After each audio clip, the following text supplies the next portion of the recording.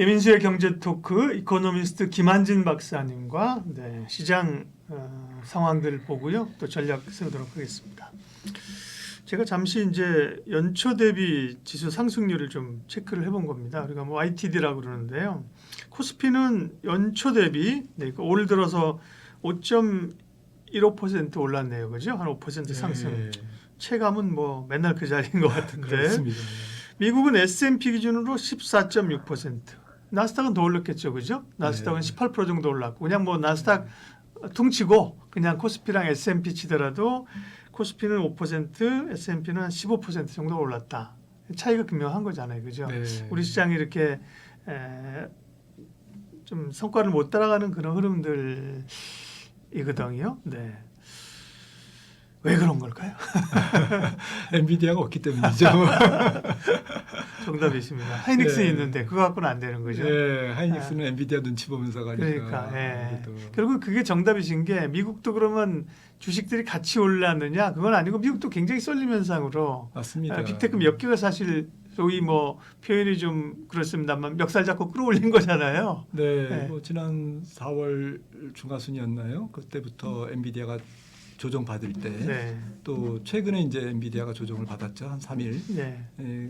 그때도 보니까 동일 가중 그러니까 시가총액 무시하고 그냥 N빵으로 S&P 그냥 그 시가총액 무시하고 이렇게 쭈루룩 평균 내 가지고 하는 그거는 많이 안 빠졌어요. 엔비디아만. 그리고 오히려 다우는 그때 올랐습니다.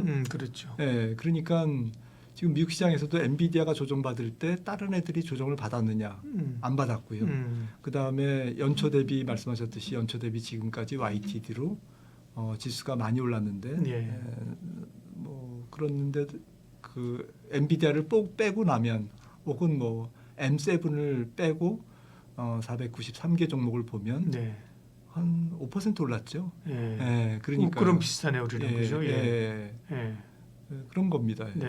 그리고 뭐 다른 나라 증시도 보니까 이렇게 조금 유럽 같은 경우도 몇몇 종목이 주도해서 오르거든요. 뭐 비만 치료제라든지 제약사라든지 혹은 뭐 암이라든지 ASML이라든지 몇몇 종목이 지금 AI와 관련되거나 반도체와 관련된 종목들이 중심을 이루면서 올라가서 올해 뭐 작년에 이어서 작년에도 그랬습니다만 올해까지도 현재까지는 굉장히 뭐 극차별화 장세다. 그렇죠. 뭐 일본은 잘 아시겠습니다만 그 우리로 얘기하면 밸류업 이런 것 때문에 그죠? 꽤 올랐었고요, 그죠? 일본도 뭐 YTD를 보면 18%니까 그죠? 꽤 올랐고 중국도 워낙 많이 빠졌다가 조금 이제 돌려놓은 상태고 이제 뭐 그런 흐름들이고 뭐 핵심은 뭐 다른 나라보다는 미국의 빅테크들이 AI를 필두로 해서 시장을 선도하면서 그죠? 이익 좋고 끌고 왔다는 겁니다. 그러면 이제 거기에 기댈 수 있는 건 우리는 뭐 반도체잖아요, 그죠?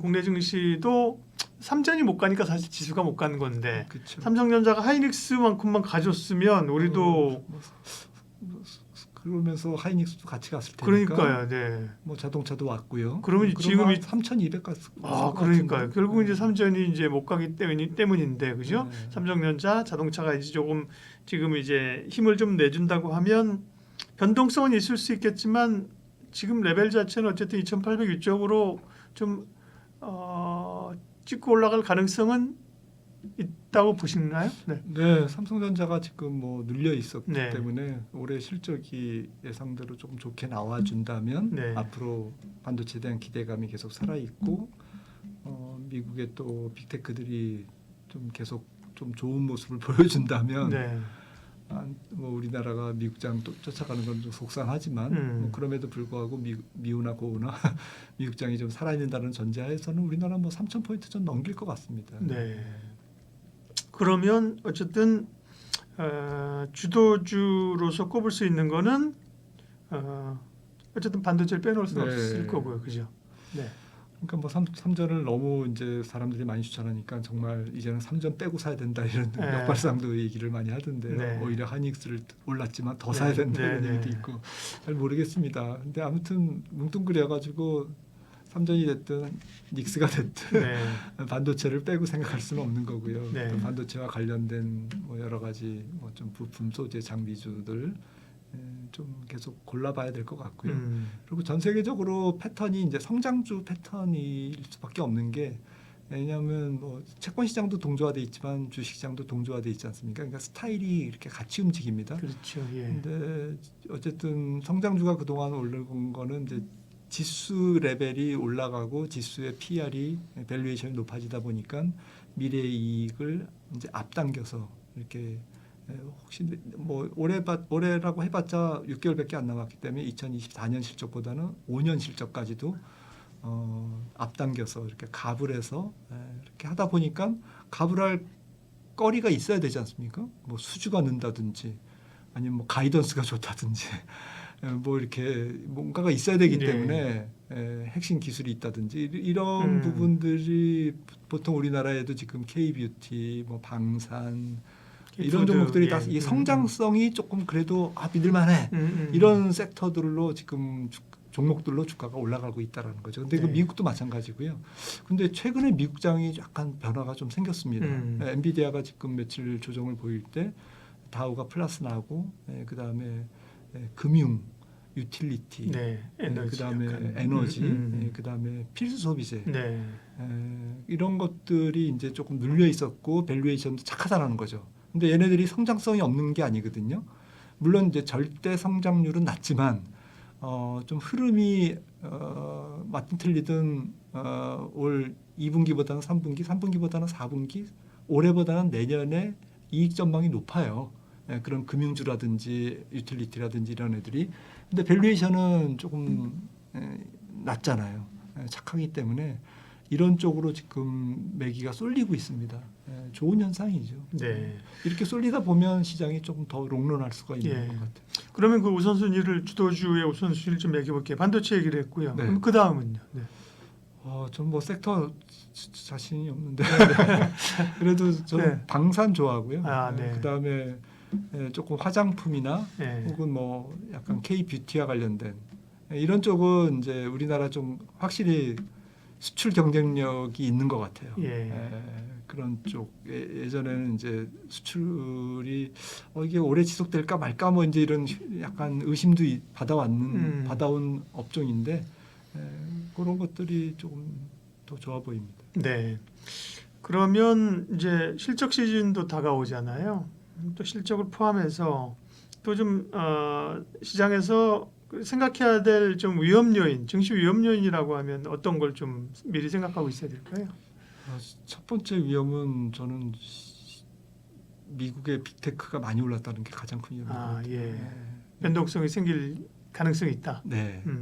그래서 엔비디아도 지금 어느 증권회사에서 월가에서 분석을 해놨습니다만은 굉장히 그 조정을 많이 받았대요.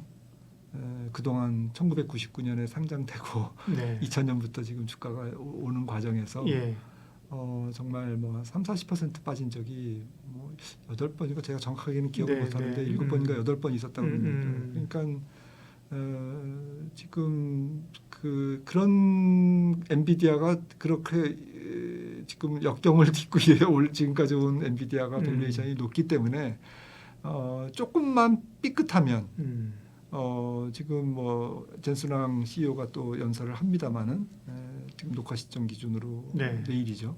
그런데 조금만 어쨌든 그 실망스러운 저는 올해는 괜찮을 것 같아요. 근데 가면 갈수록 또 엔비디아 주가가 올라가면 올라갈수록 그게 시장의 가장 큰 악재라고 생각을 하고 있고요. 두 번째는 이제 조금 경기가 생각보다 좀 일찍 식을 가능성. 그러니까 9월에 금리를 인하하는데 경기 지표가 이제 거의 뭐 한 2-3달 사이에 너무 안 좋아져가지고 내년도 전망에 대해서 조금 싸늘한 그런 분위기로 좀 바뀌면서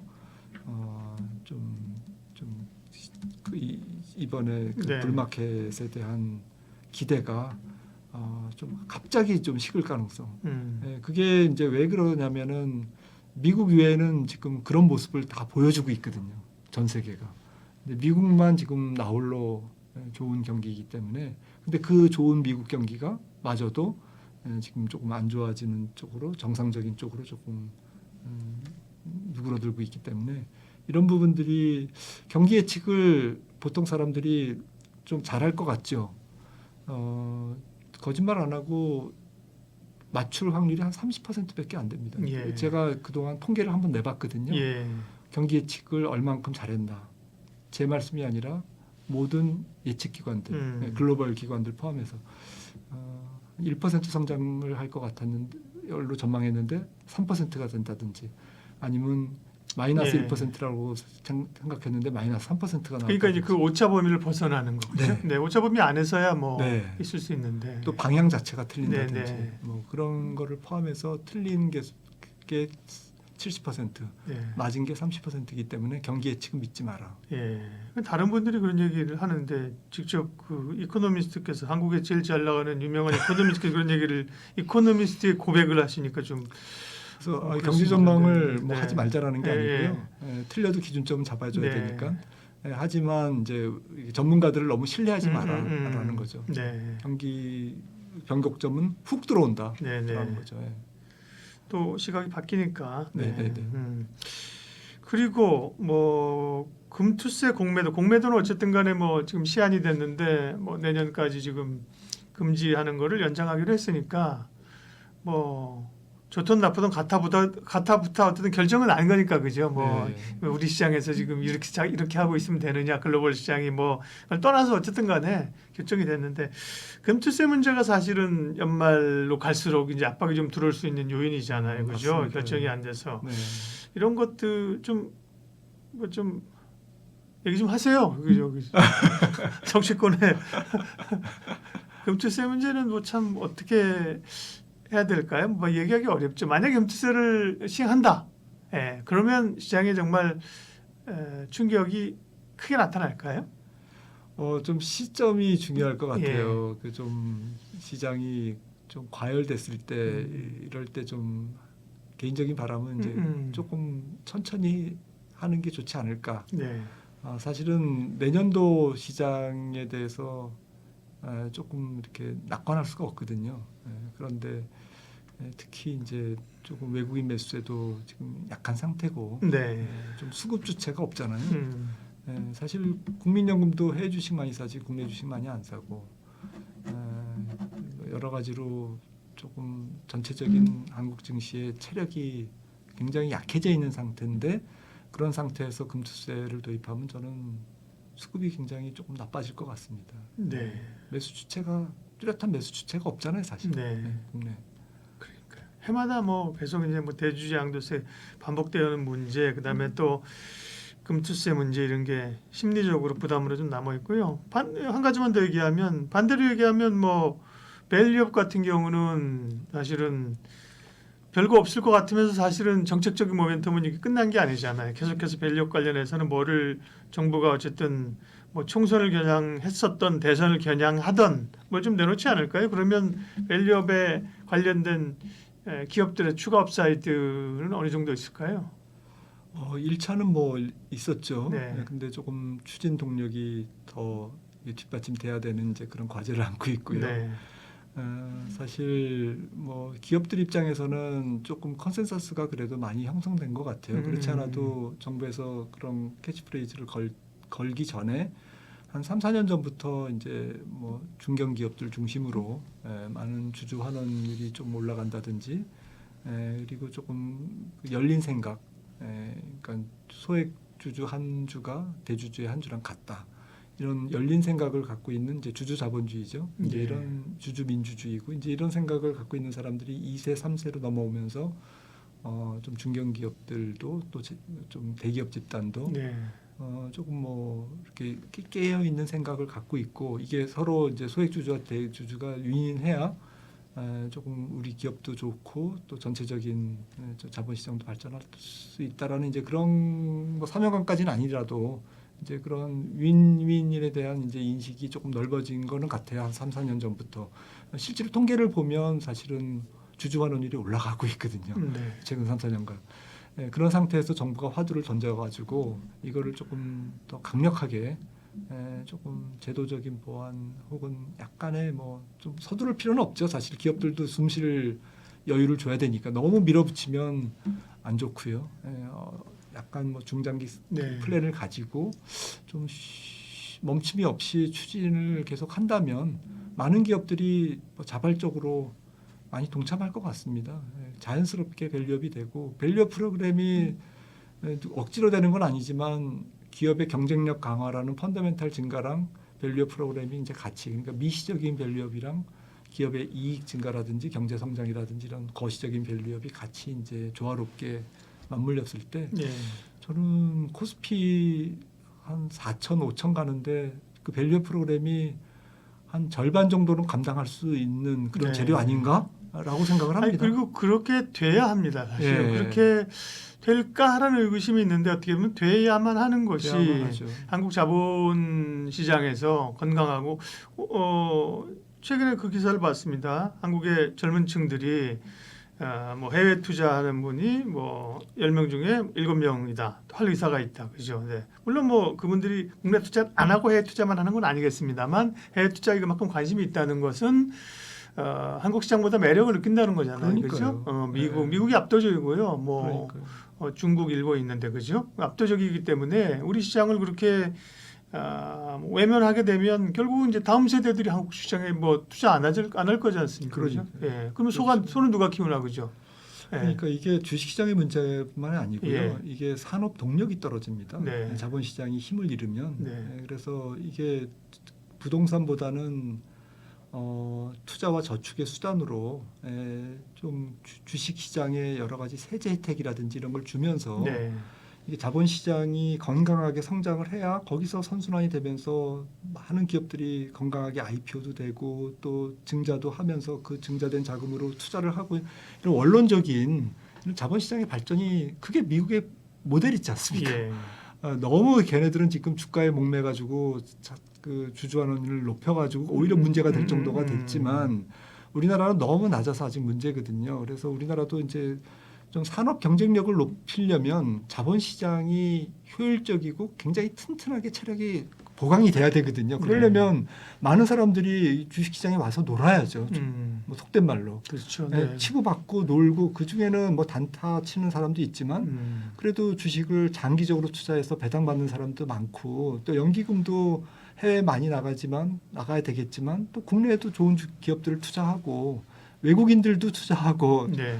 이렇게 돼야 우리나라 산업 경쟁력이 좋아질 것 같아요. 이제는 우리나라 선진국이지 않습니까? 자본시장 이 발전을 안 하는 선진국이 있습니까? 그러니까. 전 세계에 네. 없다 이거죠. 네. 흥분하게 됩니다.